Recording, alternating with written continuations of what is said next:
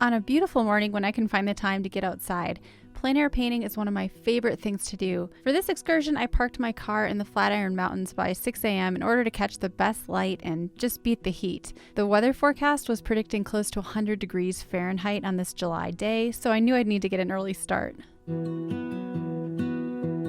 So I'm trying to decide what to paint, and something that's helpful is just to move around, to shift your perspective. And if you find a beautiful spot like this, it can be a little overwhelming. It's like, well, what do I choose? So taking a minute to just look around and shift your perspective, maybe move to a different spot, will help you really hone in on your composition.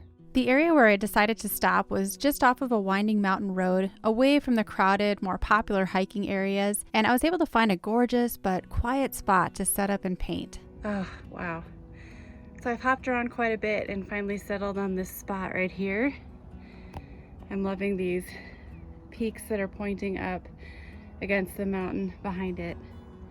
So I think this is where we'll start.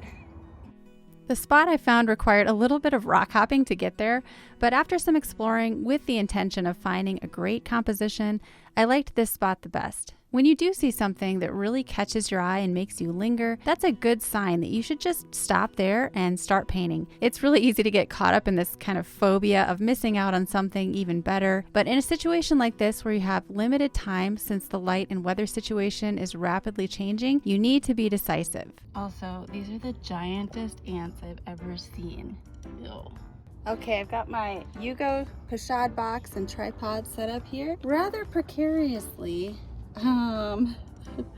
Yeah, the two short legs are propped up on a rock right here, and I've got one on the ground. We'll see how that goes. My go-to plein air setup for hiking includes my New Wave Yugo tripod and 6x8-inch pochade box, which also has these detachable side trays, a water cup, a pencil, and a few travel brushes, and a small spray bottle. We're gonna try a bigger 9x12-inch size. And lately I've been using my Sennelier set of 12 half pans in the metal tin, which attaches snugly to the magnetic pochade box. Something I love about this set versus my Schminke set, for example, is that it comes with a purple, which I find so useful in landscapes. Initially, I set up my paper horizontally, but I quickly realized that this would prohibit me from including some of the rocks and shadows that I most liked about the scene in front of me. So I ended up flipping my paper vertical instead. I always start with a careful sketch just to block in the big light and shadow shapes and to ensure correct proportions. It's important to visualize your composition and create imaginary borders around your subject before diving in.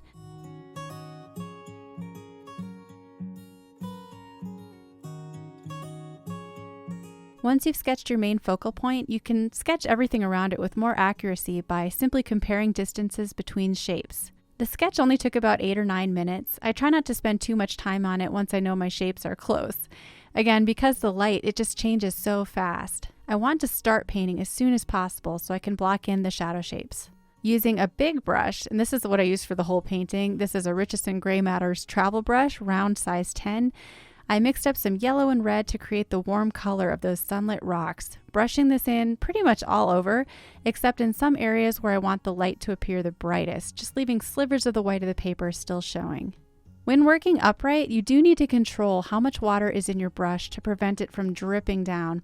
So I always have a rag on hand just for blotting with my brush. Using a combination of blue, purple, and green, I quickly paint in the cool shadow here on the right side, which is a cast shadow from the jutting rock just in front of it. I love how that morning light creates these very obvious shapes. They're just so fun and interesting to paint. While that shadow is still wet, I can drop in hints of red and gray, suggesting the texture of the rock within the shadow. I like to do this wet and wet, and I try not to get too detailed here because the really detailed areas should remain within areas of light. I do plenty of pre-mixing on my palette for those large shadow shapes, but I do like to drop in little notes of pure colors wet and wet. It just creates a gorgeous variety of color, and to me it looks a lot more interesting than just a single flat tone. Using my Payne's Gray and some of my other dark colors, I start blocking in the really dark shadow shapes on the rocks. The centerpiece of this painting is this single rock jutting out between these other two, so I want to make it really interesting. I want it to have the most detail as far as color and value, and I want to make sure that I'm spending the most time on this particular area. So I'm really taking my time.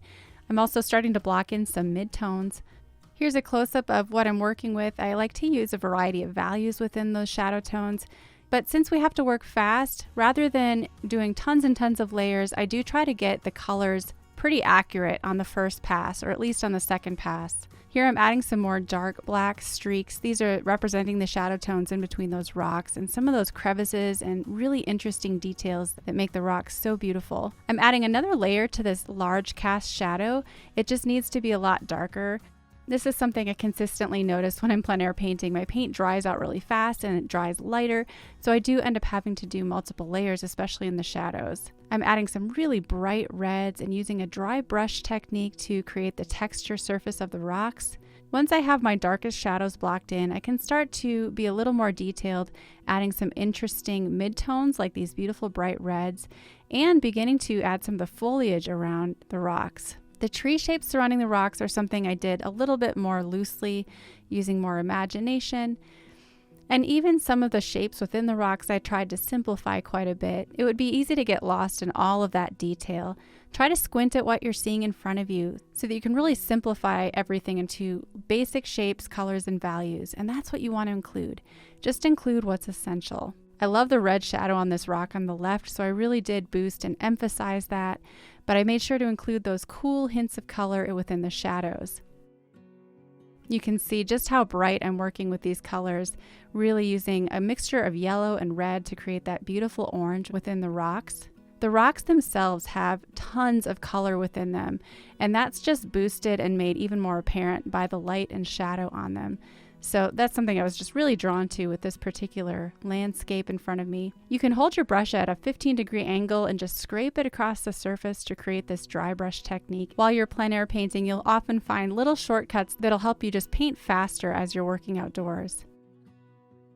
For the sky, I applied some dark blue and then just added some water and allowed gravity to pull it downward.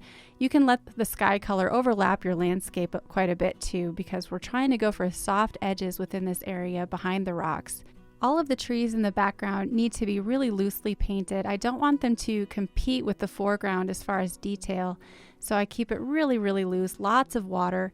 And for the pine trees, which are much more warm in color temperature, I'm introducing lots of yellow just to help it appear like there's some variety in the background surrounding these rocks. I'm also using some dry brush technique and a little bit of a blotting motion of the brush to add suggestions of detail within the trees. But again, I want to keep it really simple. I definitely don't want it to compete with our focal point. Just adding a few final touches here and there. But overall, this painting took just a little over an hour. I was really happy with how it turned out. And most important, I just had a great time. I would encourage all of you to get outside this summer and paint outdoors. Thanks for watching today.